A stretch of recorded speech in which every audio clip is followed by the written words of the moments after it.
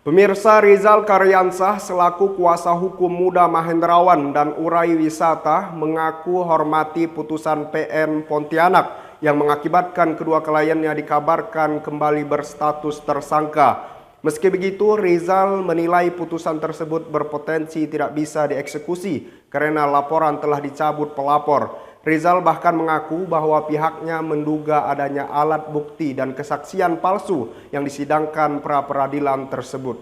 Kuasa hukum Muda Mahendrawan dan Urai Wisata, Rizal Karyansyah, menyatakan tetap menghormati putusan Pengadilan Negeri Pontianak yang membatalkan SP3 kasus dugaan penipuan proyek pipa PDAM Kubur Raya.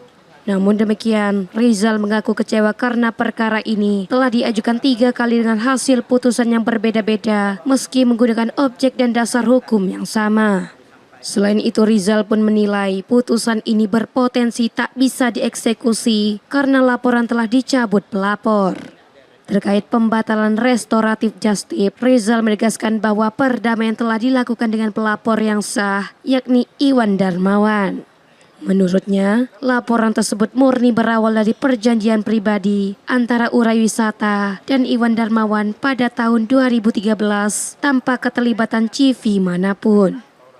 Rizal pun secara tegas membantah status Natalia Teti Swan sebagai korban karena di berkas penyidikan Natalia tercatat sebagai saksi. Nah, menyikapi putusan pra-peradilan ini yang menjadi pertanyaan, apakah terhadap laporan polisi yang sudah dicabut bisa dilanjutkan? Bisa dilanjutkan, tapi harus membuat laporan baru. Tergantung daripada pelapor, apa mau membuat laporan baru atau tidak. Nah, disinilah yang menjadi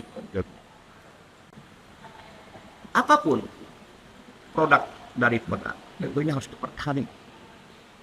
Apapun putusan pengadilan juga harus kita patuhi.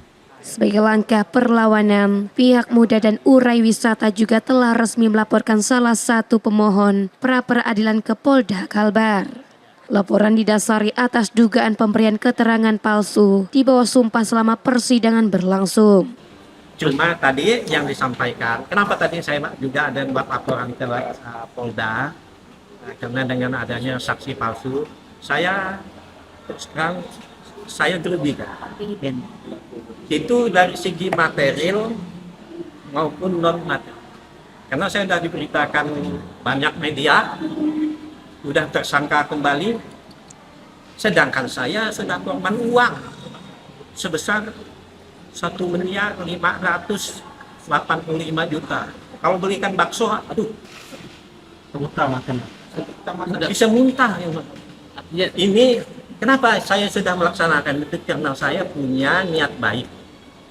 Jadi dengan masalah ini tidak berlalu dari tahun ke tahun, dari 2022 sampai masuk ke 2026 Desember 2024. Berarti hampir 3 tahun tidak selesai.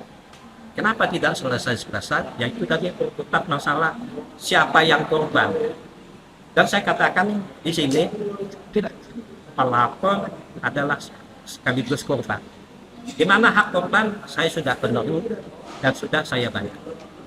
Selain itu, Rizal selaku kuasa hukum juga menyoroti alat bukti fotokopi surat kuasa dari CV Swan kepada Iwan Darmawan yang dianggap palsu.